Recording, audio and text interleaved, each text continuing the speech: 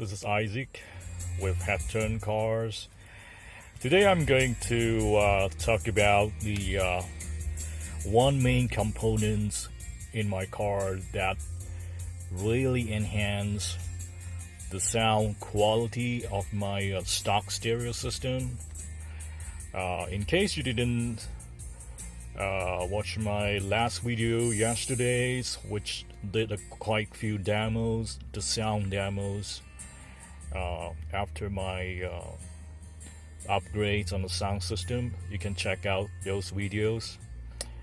And that one main component, additional new components in my car, is the DSP amps here in the glove box. This specific unit, it's from a manufacturer called PUZU, which I know 99% of people probably have never heard about them. And but this is a good example of a entry-level DSP, which is quite affordable to most people who wants to upgrade their sound systems, and it's really easy to install as well. They provide you with cables that is proprietary to your stock system. What you need to do is just take out your stock head unit, plug one end of the cables they provide to your stock systems, plug the other side to your DSP amplifier here. Just in case you see here, this cable here, plug one end to here and the other side to the sound system. And the third connector is to your stock speakers, and that's it. Once you plug it in, the installation is basically complete, and you just reinstall your head unit back to your stock location here, and that's pretty much it. And then you could start tuning your DSP using either your computers, your laptop, or your cell phone. They actually come with apps for Android and a Windows-based software that you can tune your system in no time. So let me go ahead and show you the basics of tuning it, and we'll go from there. Okay, so here's the Windows-based software that PUZU provides us with, and you can download it. And this model here is the PZ-D8, which I consider still a pretty entry-level unit.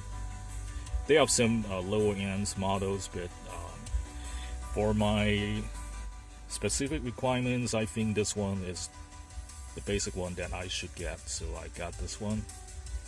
This unit comes with 8 output, 4 input, 8 output.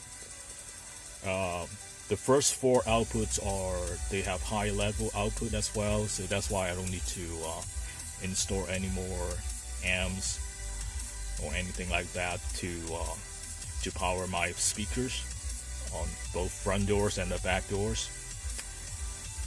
And they also have 8 extra outputs, the RCA outputs, which is on the back of this unit here, and you can hook up to any aftermarket amps in case you need more powers.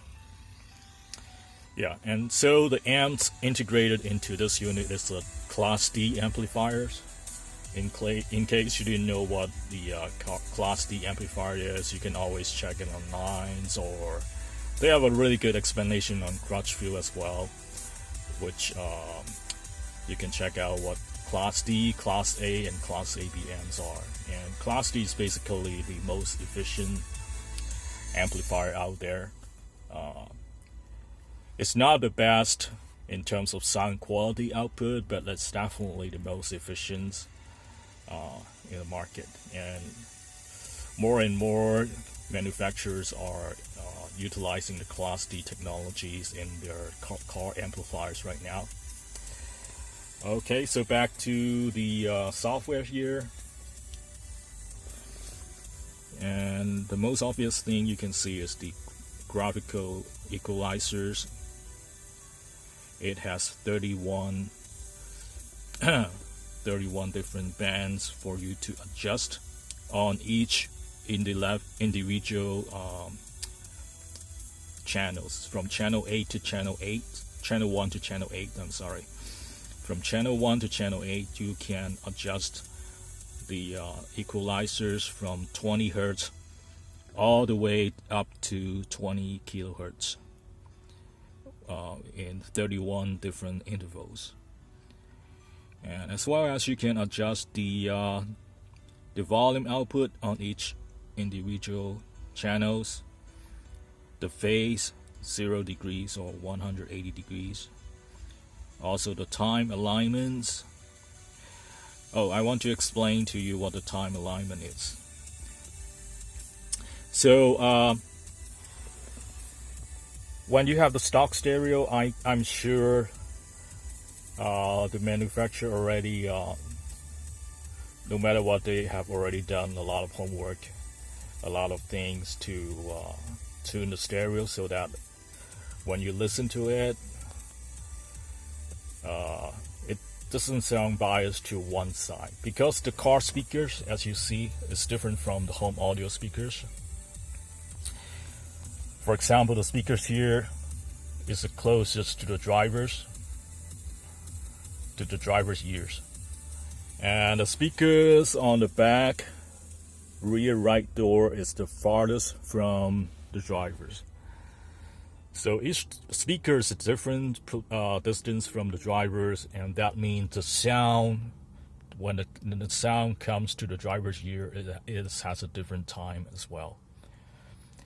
So that's why a lot of people, when they install a aftermarket head unit, if they don't have a DSP to tune the time alignments, it always sounds biased to one side. You have greater volume, or you just feel like the sound coming from the left is much sooner than the sound coming from the right.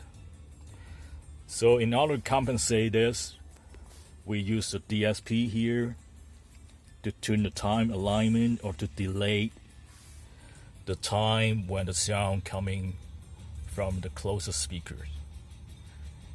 And this is why they have the time alignment tunings in the DSP. And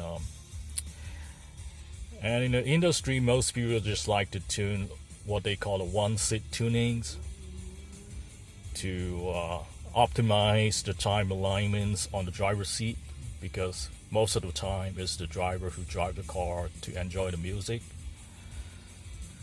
So for most people, they just tune it, they just make it a one-seat tunings to optimize the time alignments for the drivers. But if you have passenger sittings in the back as well, there's a different approach to do it, and I would definitely talk about it, talk about the time alignments in the next episode or so, or in the future episode. And this time I just want to give you an overview of the main component that enhance my sound quality here. And so back to the software here, we have a 31 band equalizers for each individual channels, from channel 1 to channel 8. For me, channel 1 is the left front speakers, channel 2 is the front right speakers, and channel 3 and 4 are the rear speakers,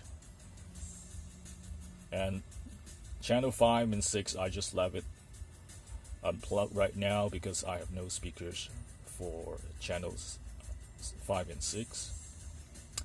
And for those who have center channels, center speakers, those two channels are probably the ones you want to use for tuning your center speakers.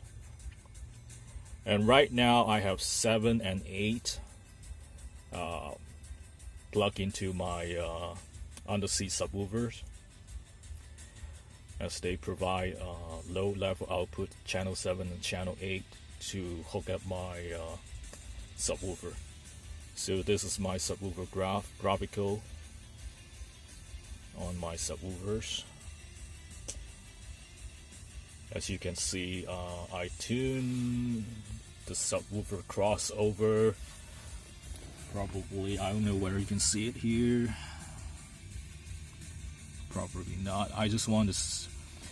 I tune it to the high level filters to around 30 Hertz, and the low to around 88 Hertz. So it filters out all the higher frequencies to the subwoofers. Of course, I have mechanical tunings here as well for the subwoofers. There's a remote for the subwoofer as well, but well, I just want to use the software to make it extra layers, just in case the mechanical thing cannot filter out the whole high level, you know, the high frequencies. So well, it definitely takes a lot of time to especially do the time alignments and the graphical equalizers. You know, each different cars sounds differently, so there's no one easy solution or equations to do it, but definitely it takes a lot of patience and time to tune your individual settings. And one thing that is neat about the DSP here is because it has 8 outputs.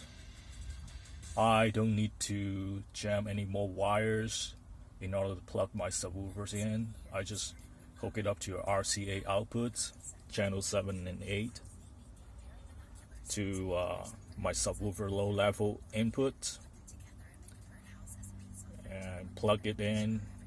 You know, I mean the electrical wirings, and that's it. You know, you don't need any splicings or anything like that to the high level outputs of your radios.